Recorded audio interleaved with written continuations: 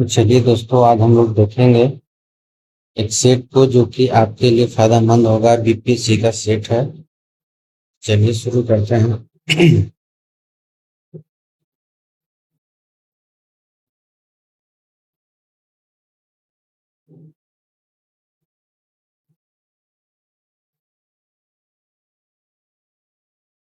भारत में किस प्राचीन राजवंश ने विशेष रूप से अपने सिक्कों पर द्विभाषी और दो अलग अलग लिपियों का प्रचलन शुरू किया था? इंडो ग्रीक ने शुरू किया था। इसने किया था, इंडो ग्रीक ने किया था।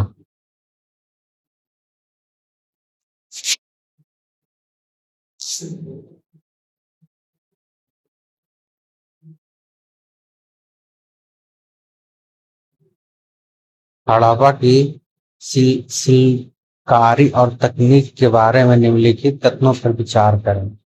हड़प्पा के कारीगरों ने कठोर पत्थर के मनकों को काटने और उन्हें आकार देने के लिए धातुई लोहे का बड़े पैमाने पर इस्तेमाल किया। दूसरा, चनहुदड़ों मनके बनाने जैसे शिल्प उत्पादन के लिए समर्पित एक विशेष केंद्र था। केवल दो संयोजक चनहुदड़ों मनके बनाने जैसे शिल्प उत्पादन के लिए समर्पित एक विशेष केंद्र था। प्रारंभिक समाजों में महिलाओं की स्थिति में के संबंध में निम्नलिखित तथ्यों पर विचार करें। केवल एक और दो होगा। वैदिक महिलाओं को विदत जैसी जनसभाओं में भाग लेने का पूरा अधिकार था। उत्तर वैदिक ग्रंथों में बेटी के जन्म को स्पष्ट रूप से दुख का कारण बताया गया है। अभिकथन: उपमहाद्वीप में शुरुआती कृषक बस्तियां मुख्य रूप से बड़ी नदियों की घाटियों के किनारे बसी। कथन: कारण आर नदियों ने साल भर सिंचाई की सुविधा प्रदान की और देश के भीतर आवागमन और संचार के मुख्य मार्ग के रूप में काम किया। ऑप्शन नंबर ए सही होगा। ए और आर दोनों सही है और आर एक विषय व्याख्या करता है। समानांतर युग की शब्दावलियां और अर्थ है। तो इसमें एक का हो जाएगा पहला, जो कि बिस्ट। ऑप्शन नंबर सी हो जाएगा इसका। बिस्टी राज द्वारा जबरन कराया जाने वाला श्रम है। भाग है जो कि कृषि उपज में राजा का पारंपरिक हिस्सा है। हिरण्य टैक्स का भुगतान केवल नकद में किया जाना है। उदक अस्थायी जोतदार पर लगाया गया कर है। गुप्तकालीन सिक्कों के प्रकार और उनसे संबंधित शासकों के निम्नलिखित युगों में से कौन सा सही सुमेलित है? तो एक और दो, एक दो तीन सही है। तीनों के तीनों सही। अश्वमेध प्रकार, समुद्रगुप्त तीरंदाज प्रकार, चंद्रगुप्त द्वितीय गैंडे का शिकार प्रकार, कुमारगुप्त प्रथम।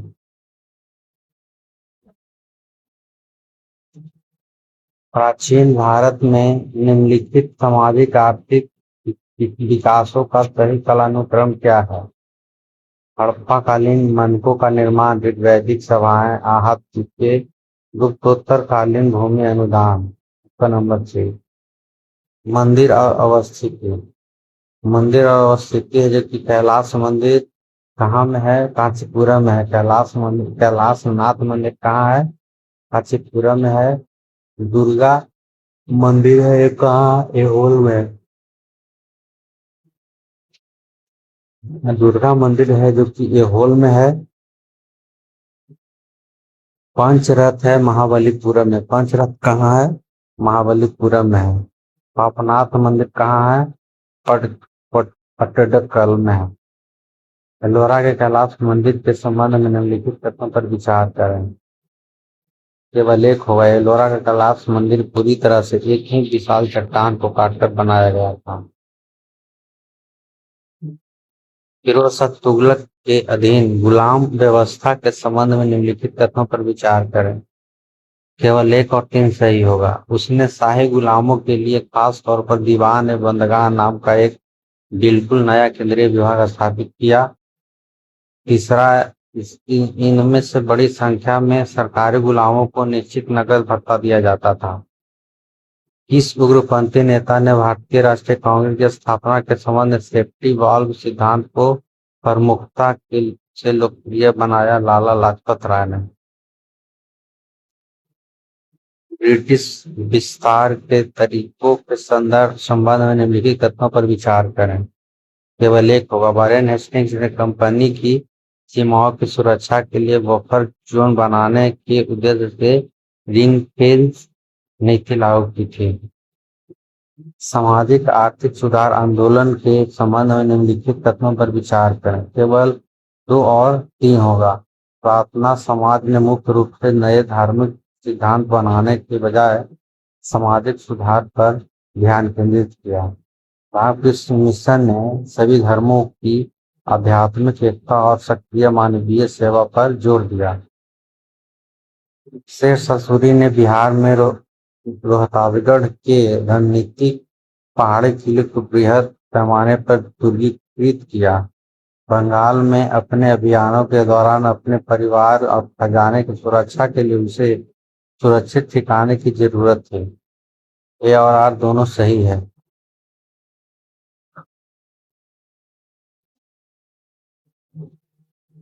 संवैधानिक अधिनियम मुख्य विशेषताएं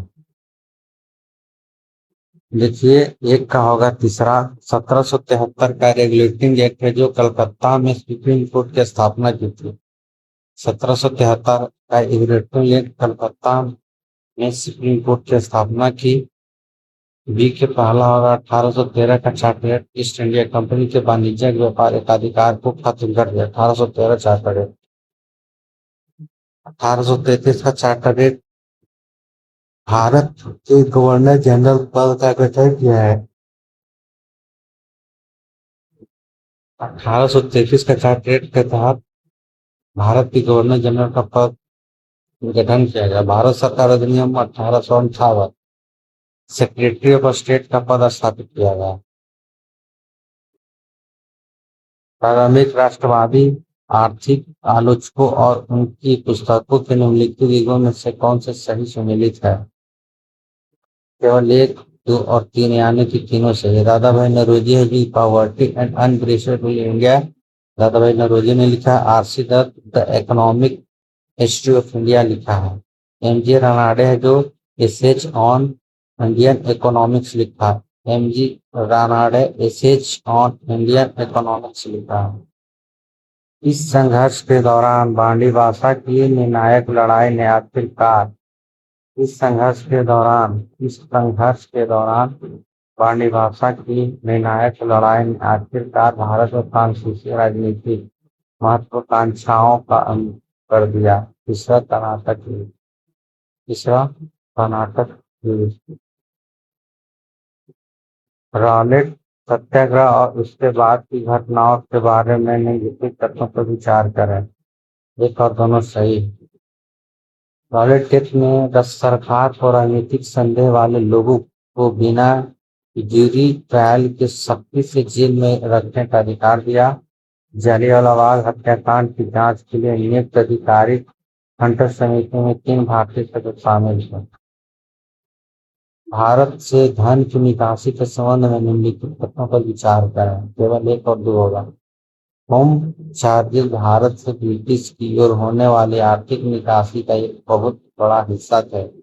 ब्रिटिश ईस्ट इंडिया कंपनी ने भारतीय निर्यात की वस्तुओं को खरीदने के लिए पूर्णतः भारतीय राजस्व का उपयोग किया।